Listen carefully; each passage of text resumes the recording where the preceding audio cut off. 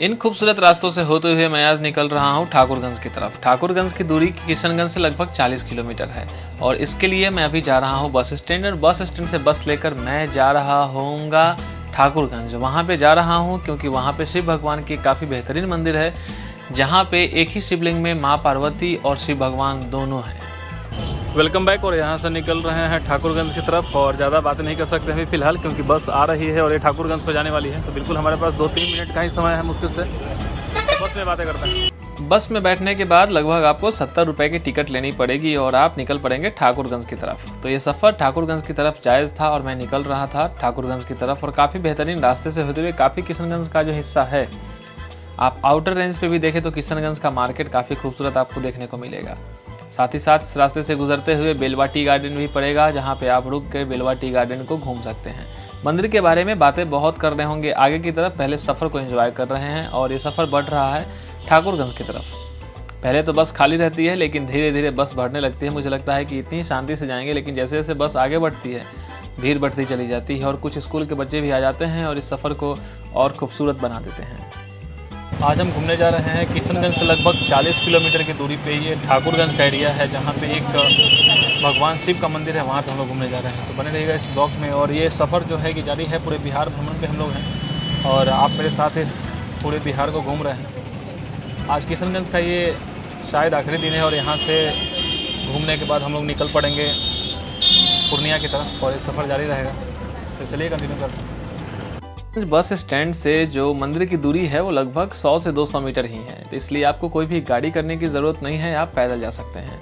बाजू में ही है, आपको पूछ के जाना पड़ेगा क्योंकि रास्ता कुछ इस तरीके से यूं करके। और फाइनली लगभग 2 घंटे के सफ़र को कंप्लीट करके मैं पहुंच चुका हूं अभी ठाकुरगंज और यहाँ से निकलने वाले हैं गौरी माता के टेम्पल के पास। और यहाँ के लोकल से किसी से पूछता हूँ कि यहाँ से कितनी दूरी पे है, हालाँकि बताया गया है कि ठाकुरगंज के आसपास ही है, यहीं पर है, तो लोकल ज़्यादा दूरी नहीं ट्रैवल करनी पड़ेगी हमें। जस्ट पूछते हैं आगे बढ़ते। मंदिर के बारे में जानने को बहुत सारी बातें हैं और यहाँ आपको बताते चले कि ये जो मंदिर है यहाँ पे एक ही शिवलिंग में माँ पार्वती भी हैं और भगवान शिव भी हैं। और यहाँ पे जो पुरोहित हैं वो आपको हर एक चीज़ डिटेल में बता रहे होंगे, तो आइए सुनते हैं उनसे और जानते हैं उस मंदिर के बारे में हर एक डिटेल। ये हरगौड़ी लिंग है, इसको अर्धनारेश्वर भी कहा जाता है। ये शिवलिंग ये है और इसके जो आकार है वो इस तरह के हैं। इसमें 2 पार्ट हैं, एक पार्ट माँ का है और एक पार्ट पिता का है। आप देख सकते हैं ये त्रिनेत्र है, ये माँ का शीत है और ये चंद्रमा है और ये 2 कुंडल है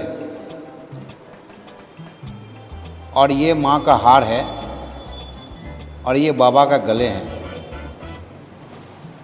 और ये शिवलिंग है। ये यहाँ से जो है बैठा हुआ ही उद्भव हुआ था इसी मिट्टी से। इसको ले जाकर कलकत्ता ले जाया गया। कलकत्ता में स्वप्न आदेश हुआ था यहाँ के जो महाराजा थे उनको, और उन्होंने दूसरे दिन ही यहाँ पर लाकर स्थापित किया और पूजा पाठ शुरू करवाया। तब टीना का मंदिर था। हमारे दादाजी जो हैं उनका नाम भोलानाथ गांगुली, वो उनके यहाँ पूजा करते थे, तो उनको पुजारी के तौर पर यहाँ स्थापित किए। तब से जो है हमारा जो वंशज है वो पूजा करते हुए जा रहे हैं और मैं उनका तीसरा पीढ़ी हूँ। और ये ठाकुरगंज का नाम कनकपुर हुआ करता था। ठाकुर परिवार के चलते ही इस ठाकुरगंज का नाम ठाकुरगंज पड़ा। यह मंदिर इसलिए भी ऐतिहासिक है क्योंकि पूरे भारतवर्ष में सिर्फ यही एक मंदिर है जहाँ पे ऐसा शिवलिंग है, जहाँ पे एक ही शिवलिंग में भगवान शिव भी हैं और माता पार्वती भी हैं। आपको जानकर हैरानगी होगी कि यहाँ पे इस तरीके का शिवलिंग अभी भी भारत में कहीं और नहीं देखा गया है, जिसमें एक शिवलिंग के आधे भाग में माता पार्वती हैं और एक शिवलिंग के उसी शिवलिंग के आधे भाग में भगवान शिव हैं, जिसमें कि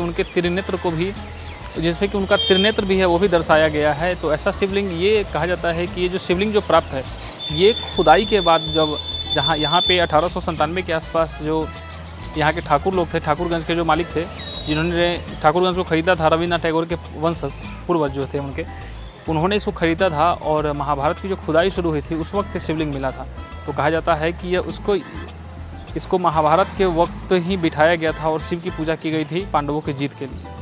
यहाँ पे जब आप आएंगे तो जानने को मिलेगा कि यहाँ पे ठाकुरगंज पे एक बेहतरीन मेला लगता है जो कि ठाकुरों के लिए है, शिवरात्रि के आसपास लगता है। और यहाँ पे पूजा अर्चना करने और बहुत सारे अलग अलग अनुष्ठान करने दूर दूर से लोग आते हैं, या फिर बंगाल से लोग आते हैं, या बांग्ला लोग भी आते हैं, नेपाल से भी कुछ लोग आते हैं, और पूरे बिहार से तो लोग यहाँ पे घूमने ही आते हैं। तो ये किशनगंज के लिए, किशनगंज पर्यटन में ये एक बहुत बड़ा ऐतिहासिक चीज़ है जिसको कि आप जब भी किशनगंज आए तो आपको ज़रूर घूमना चाहिए। मंदिर भ्रमण के बाद मैं जैसे ही बाहर निकलता हूँ, मुझे दो ये छोटे बच्चे मिलते हैं जो कि मुझसे कहते हैं कि भैया गुपचुप खा सकते हैं क्या। फिर इन दोनों बच्चों के साथ गुपचुप पार्टी होती है और गुपचुप पार्टी करने के बाद मैं निकल पड़ता हूँ फिर से वापस किशनगंज की तरफ। और बारिश ने इस सफ़र को काफ़ी खूबसूरत बना दिया है और ये सफ़र, हरगौरी मंदिर का सफ़र आज यहीं पे समाप्त करता हूँ। मिलेंगे आपसे अगले ब्लॉग में किसी नई जगह के साथ, किसी नए टॉपिक के साथ।